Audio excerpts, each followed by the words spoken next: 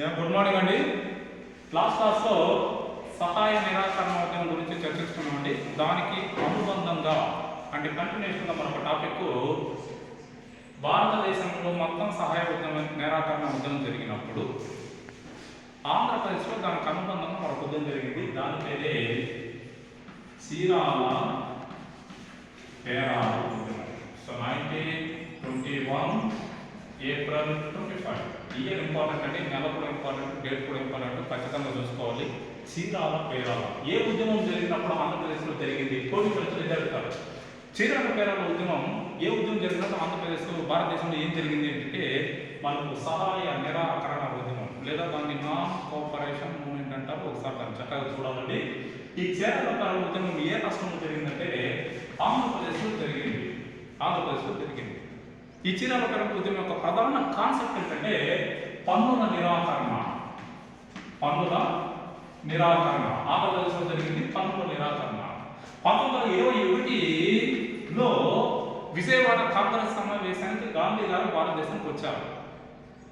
వచ్చినప్పుడు ఈ 1921లోనే జరిగిన కొన్ని సంఘటనలు ఏంటంటే మనకు విజయవాడ కాంగ్రెస్ సమావేశంలో తిలక్ స్వరాజ్య నిధిని ఏర్పాటు చేశారు. ఆ నిధికి 25 పైసలు 4 అణాలు అంటారండి. ఎగ్జామ్ అటు కూడా ఇస్తారు. 4 అణాలు అంటారు, లేదా 25 పైసలు అంటారు. 25 పైసల రుసుము నిర్ణయించారు. సుమారు దాంతో చాలా డబ్బు పోగైంది.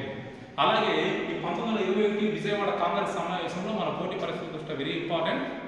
పింగళి వెంకయ్య గారు జాతీయ జెండాను చూపించారు గాంధీ గారికి.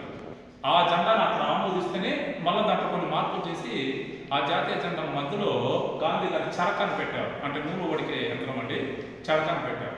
ఇదే సందర్భంలో దుగ్గిరాల గోపాలకృష్ణయ్య చీరాల పేరాల ఉద్యమానికి నాయకత్వం వహించిన వ్యక్తి అండి. దుగ్గిరాల గోపాలకృష్ణయ్య చీరాల పేరాల ఉద్యమానికి నాయకత్వం వహించిన వ్యక్తి. ఈయన ఆంధ్ర రత్న అంటారండి. ఆంధ్ర రత్న అంటారు ఈయన. సో ఈయన ఈ పన్నులు పెంచడం వల్ల గాంధీ గారు తీసుకెళ్ళి చెప్పారు. చెప్తే గాంధీ గారు 1921 ఏప్రిల్ 6వ తేదీన మనకి ఆ ప్రాంతాన్ని సందర్శించారు. చీరాల పేరాల ఒకప్పటి గుంటూరు డిస్టిక్, నేటి ప్రకాశం డిస్టిక్. బాగా గుర్తుపెట్టుకోవాలండి. ఒకప్పటి గుంటూరు డిస్టిక్, నేటి ప్రకాశం డిస్టిక్. ఆ సందర్భంలో వెళ్ళి దాన్ని సందర్శించి చూసి గాంధీ గారు వచ్చిన సలహా ఇచ్చారు. ఏమిటంటే ఈ చీరాల పేరాల ఆయన ప్రాంతాల రెండింటిని చిన్న పల్లెటూరు, ఈ రెండింటిని కలిపి మున్సిపాలిటీ వాళ్ళు పన్ను వసూలు చేశారు. ఈ పన్ను పెరగడం వల్ల అక్కడ వాళ్ళకి అనేక సమస్యలు పుట్టుకొచ్చాయి. ఈ సందర్భంగానే మనకి గాంధీ గారు సూచన ఏం చేశారంటే సరే అంటే మనం పెంచితే పెంచని, మీరు ఈ ప్రాంతాన్ని ఖాళీ చేసి దూరంగా మరొక చోట నివాసం ఏర్పాటు చేసుకోండి అన్నారు. అలా ఈ చీరాల పేరాల ప్రాంతాన్ని వదిలి రామ్ నగర్ అనే ప్రాంతంలో శ్రీనివాసం ఏర్పాటు చేసుకున్నారు. ఇక్కడి నుంచి కాలేజీ వెళ్ళిపోయారు.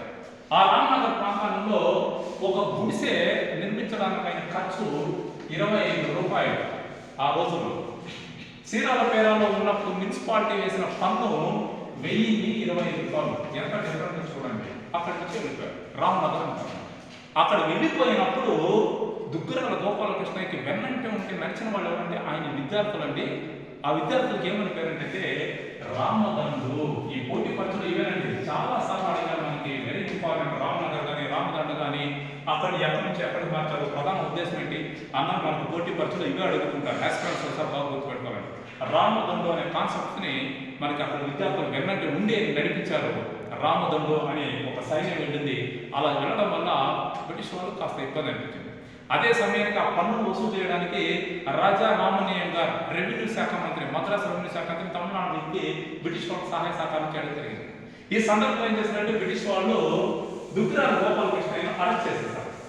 అరెస్ట్ చేసినప్పుడు ఈ ఉద్యమంలో ఒక తెలుగుంటి మన ఆడపడుచు, సో వీరనారి మన ఆడపడుచు అలివేలు మంగ తాయారమ్మ. ఇదే గుర్తుపెట్టుకోవాలండి. అలివేలు మంగ తాయారమ్మ. సో మొట్టమొదటిసారి జైలుకి వెళ్ళిన మహిళ, బాగా గుర్తుపెట్టుకోవాలి. మొట్టమొదటిసారి జైలుకి వెళ్ళిన మహిళ మన తెలుగు ఆడపడుచు. స్వతంత్ర ఉద్యమ కాలంలో అలివేలు మంగ తాయారమ్మ చీరాల పేరాల ఉద్యమ కాలంలో అరెస్ట్ అయిన మొట్టమొదటి మహిళ, జైలుకి వెళ్ళిన మొట్టమొదటి మహిళ. సో ఈవిడ ఉద్యమంలో కీలక పాత్ర చేయడం జరిగింది. మళ్ళా దుగ్గిరాల గోపాలకృష్ణ గారిని విడుదల చేయడం జరిగింది. విడుదల చేయనప్పుడు ఆయన విడుదల వచ్చిన తర్వాత ఒక స్టేట్మెంట్ ఇస్తాడండి. ఏ స్టేట్మెంట్ అంటే చీరాల పేరాల ఉద్యమం గురించి పదవే పాపిష్టిదానా భద్రాదికి పోదాము అనే ఒక స్టేట్మెంట్ ఇస్తారు. వెరీ బాగా గుర్తుపెట్టుకోవాలండి. Once again I will repeat. పదవే పాపిష్టి ఘట్టమా లేదా పాపిష్టిదానా భద్రాదికి పోదాము అంటే ఈ సంఘటన, ఈ దరిద్రమైన సంఘటన భద్రాది పక్కనే భద్రావతి నది పోతుంటుంది కదండి, ఆ నదిలో దీన్ని కలిపేస్తాము అని చెప్పి ఒక స్టేట్మెంట్ ఇవ్వడం జరుగుతుందండి.